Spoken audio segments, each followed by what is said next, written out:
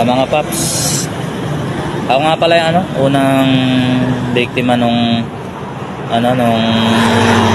Jeep katakutan.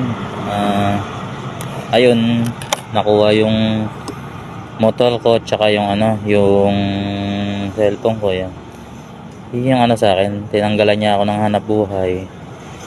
Sinuwerte na lang ako at hindi ako napuruan sa sa nangyari. Pero okay na yung kaso niya. Ayan, ito yung hawak ko na yung papel. Ayan, ito yung pangalan niya. Ayan, Jeffrey Katakutan Manlapas. Ito yung kaso ko sa kanya. Yan, attempted homicide, robbery, hold up, tsaka yan, carnapping din. Yan. Kaya nga iniiling ko lang sana mabalik yung motor ko. Hulugan pa yun baka hingi lang akong tulong sa inyo, Pops. Baka malaking tulong na sa akin yung yung ipapalo nyo ako. Para kahit papaano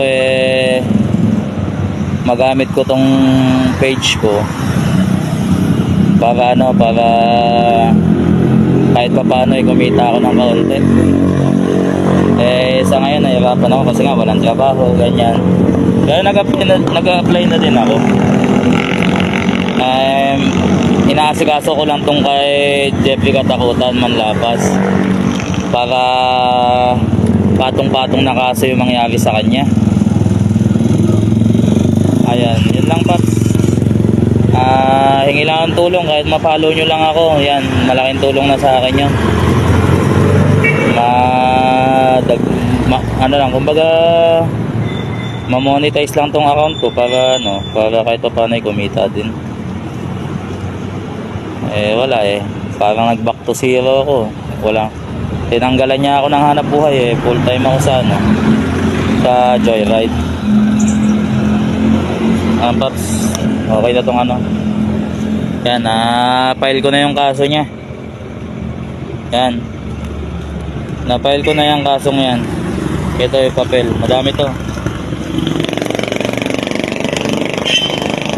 Ayan, buti nga sinuwerte lang ako, mga Paps, at yan lang yung tama ako, hindi bumaon.